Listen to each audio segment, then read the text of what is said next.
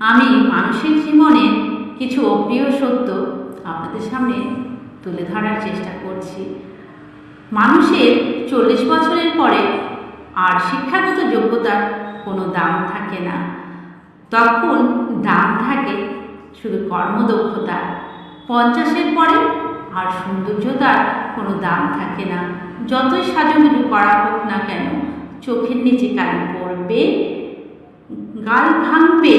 60-এর পরে পুরনো চেয়ারটার আর কোনো দাম থাকে না।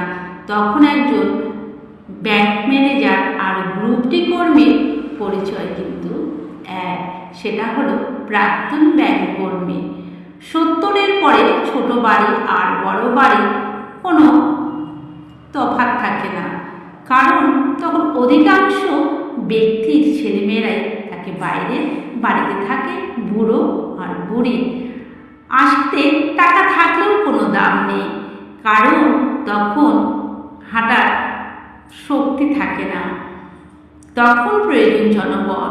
90-তে বিছানায় পড়ে থাকা, তখন জেগে থাকা আর ঘুমিয়ে থাকা একই ব্যাপার, কোনো তফাৎ নেই।